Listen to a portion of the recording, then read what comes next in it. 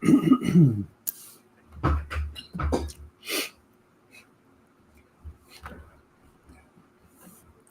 everyone. This is Cassandra Williamson, and welcome to the Path Forward. Let me move the other things around here just a little bit. Let me get all situated again. So anyway, this has been a very fascinating day in terms of all kinds of different things, really. But the first one I want to talk about is one of my biggest sponsors. There are several. I need more. Sponsors from down in Florida called me up today and said, "Hey, I've got an SOS message for you. Here's something that might be important to talk about, that we need to try to get people to boycott the parade in D.C. for this coming weekend, the Trump's military/birthday parade." Now, look, people telling you that it's not about his birthday, well, and it's not about Trump.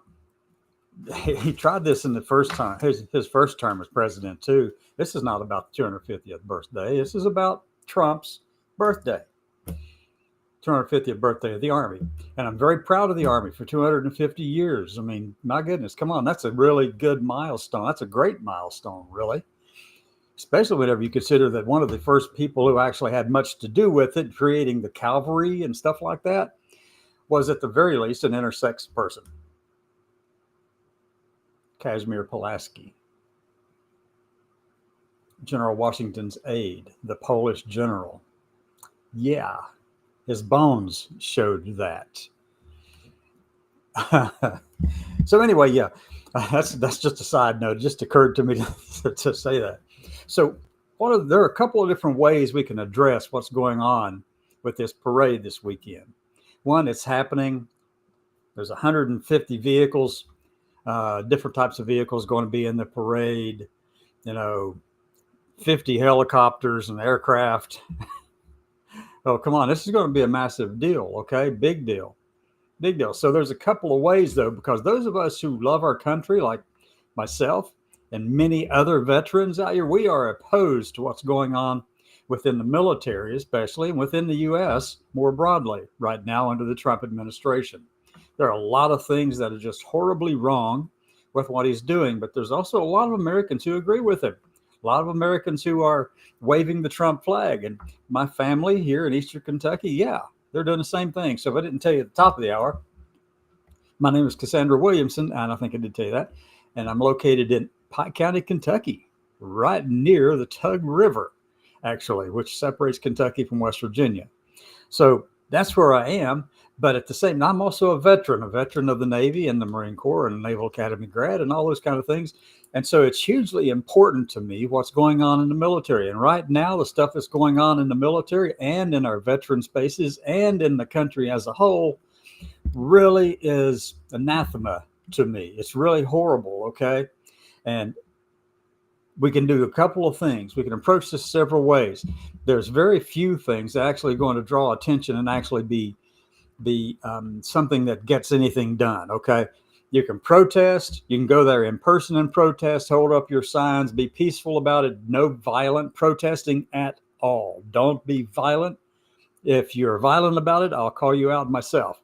I do know that there's going to be a trans group there also protesting this military march, this parade for Trump's birthday. And I'm hoping, and I'm hoping they get this message clearly, that they do not do something stupid. Violence is one thing that I will call out. I don't care who it is. The stuff going on, destruction of property and trying to harm people over in LA and Los Angeles, that's wrong. Horribly wrong. It should not be happening. You can protest, but do it in a manner that does not destroy property, does not destroy or harm people, and does not harm or injure our police forces or the military forces or the National Guard, anyone. Don't do that. Protest peacefully. Fine. Support it fully. But don't go out there and do something like that where you're throwing rocks at people or you're trying to harm someone. This should not happen in D.C. I hope it doesn't, because for one thing, the president has made it very clear that he will use all the force necessary to stop any protests, especially if you get in the way of what he wants to accomplish. However, there are three, as I said, there are three ways to approach this parade in D.C. this coming Saturday. One is protest holding up signs. The second method is boycott it entirely. Don't even go. As my friend in Florida suggested, don't participate in it.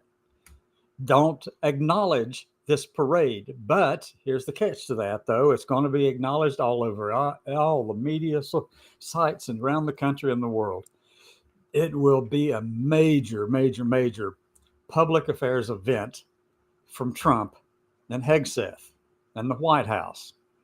It will be covered by everybody of any import in a big way. Okay, so whether you're there or not, he's going to get what he wants. He's going to get that public view. He's going to get that public crowning, essentially. And that's what he wants. He wants to feel like he's entitled to these things. That's what he feels, is that he's entitled to this because, he's the president and, he's so well accomplished in all the business acumen and stuff that he has and everything. I mean, everything about him is just so golden, right? Yuck. Ugh, disgusting. So anyway, and by the way, I wouldn't turn down a golden toilet. If you want to send me one, Trump, please do. I'll send it over here in the corner and melt the thing down and turn it into cash and use it in my campaign to fight against you, among other things. But the third way, there is a third way. And right now, this third way, it's going to be difficult to pull off the third way because there's going to be a lot of anti-scaling or anti-climbing fencing and barricades in the way to be able to pull this off. But if I were there, if I could be there, this is what I would probably do. I'd try to find a way to get in front of the tanks as they're coming down the street. In front of those tanks and just stand there like Tiananmen Square in China. Y'all remember that? Tiananmen Square in China? Well, you had that sole lone person standing there in the middle, in front of the tanks, blocking them.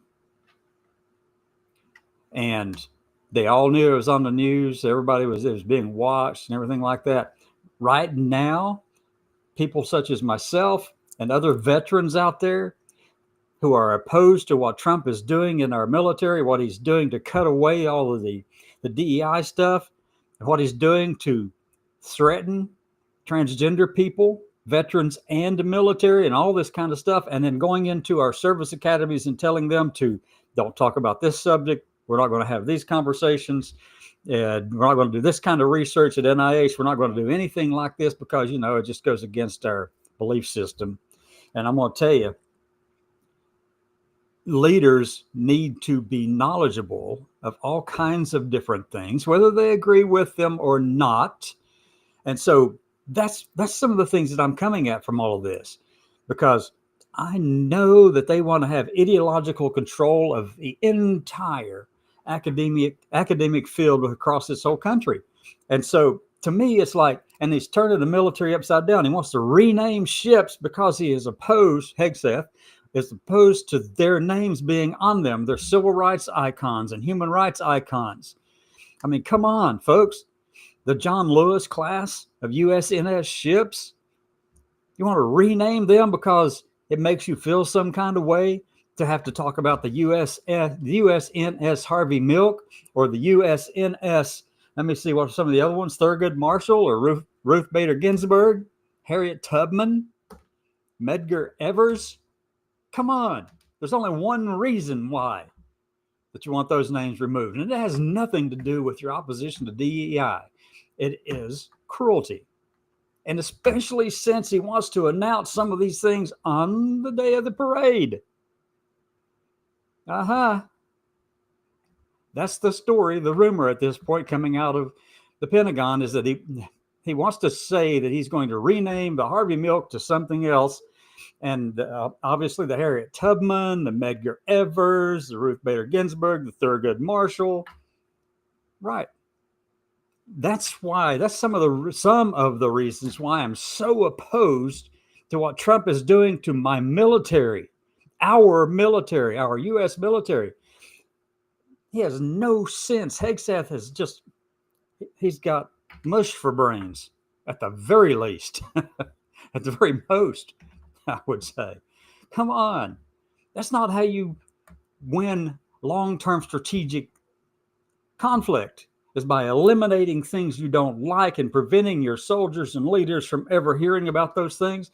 You don't do that. You need academic independence. You need free thinkers who can actually think through things and have experience and knowledge from all kinds of things. These are the reasons why I'm so strongly opposed to what Trump is doing with this parade. But there's another reason I'm opposed to it. Not just that. We have a president and a Health and Human Services secretary who is going out there and looking to defund 988. That's the suicide prevention line, the suicide counselors line. They want to defund that. Can you believe that? They're targeting specifically LGBT people. They don't want any funding going to that to help save the lives of LGBT people. It's almost as if they just as soon see them all die off. But the other part of 911, if you dial 988, I mean, not 911, 988 and option 1, that's the one that's for veterans, suicide prevention for veterans. 988 option 3, that's the one for LGBT people. Primarily funded and operated through the Trevor Project. So there is no reason to shut that stuff off, folks, except cruelty, except for their religious beliefs telling them we don't have any of those people. Here's the thing.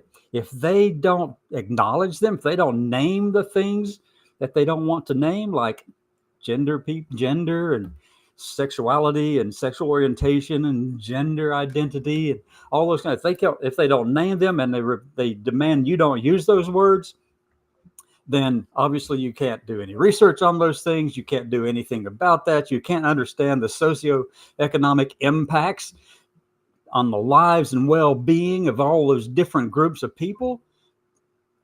You can't just go around and just put a paintbrush on it all and say, okay, everybody is treated like this because we're all the same. No, we're not. We're Americans in that sense, absolutely. But all those different groups are treated differently in this country, and not because they've identified themselves, but because the majority has said that they are the problem. So I would stand in front of one of those tanks, if I could get across the anti-scaling or anti-climbing barriers, and be standing there and saying, no more. This veteran's pissed at what's going on in the White House, pissed at what's going on in our military, and pissed about what Hegseth is doing and trying to rename ships, because that's just infantile. I would say sophomoric, but I think that would be too big of an acknowledgement that they have come beyond freshmen, okay, and be sophomoric. Goodness. It just pisses me off in a big way, folks. And it should piss you off too, that this administration and that Hegseth and Kennedy, you know what Kennedy did just the other day? Fired the entire advisory board, the vaccine advisory board of professionals, people who know what the hell they're talking about, who understand these things in a way that actually can contribute to reducing the loss of lives that we would experience across this. Cleared out the board. He wants to put in his own people. He said, I want to give it a fresh start so that people can have more faith and trust in it. I'm sorry there, Mr. Kennedy, but the rest of us who actually understand and respect the fact that science is the motivating thing that's saving lives around the world, we have a serious problem with that. This administration is hell-bent on destroying science, destroying research into things that they don't like, wiping it out, stopping people from studying it, stopping agencies and the law enforcement agencies from even collecting data on crime that has to do with transgender people or LGBT people. Why? Well, because they want to be able to say that those things don't exist in this country. Who else said something like that? I think it might have been, I don't know, Viktor Orban. We don't have that problem over here. Or Chechnya's president. Oh, shoot, that guy, the goofball over there. Whew. But anyway, so that's the whole thing. If I could stand in D.C. this coming Saturday in front of those tanks and get across all those barriers to get there, I would be standing out there just like in Tiananmen Square and say, this is enough, stop. And they can arrest me if they want to. I don't really care about that part. But that picture, let me see if I can find it so that you'll know what I'm talking about. I'm going to add a scene here real quick, pull up some media. I've got an image that I'm going to bring up. Give me 1 second. I've got it on my computer. And I'm going to open that image up and put it up here for you. Just hang tight. There you go. Can you see that? That man standing there in Tiananmen Square in China in front of those tanks, he was standing there protesting the authoritarianism and the communism that was running his country. He wanted democracy. He wanted freedom. He wanted a republic like we have. But the only way to protect that republic is be willing to do what that man did in China, in Tiananmen Square. If I could be there, I would do that. But I have my responsibilities here too. I've got to take care of my family, okay? That's the stuff I've got to do. And I can't jeopardize that fact, okay? I've got to make sure they're taken care of and somebody is able to do that. If I were in D.C. and free to do it, I would be standing right out there in the middle of those, in the tanks, in front of the tanks, trying to stop them. And the idea is not so much that you can stop them. You can't. They could keep on moving. And somebody would run across there and get you out of there in a hurry. But the point is, it would draw attention to the fact that there are people who are concerned about the future of our republic, of our military, of our veterans, of our LGBT youth and people in this country and the whole of the country. We're worried about the future of this country, whether or not it's going to have one that resembles anything we think we know about what the country should be.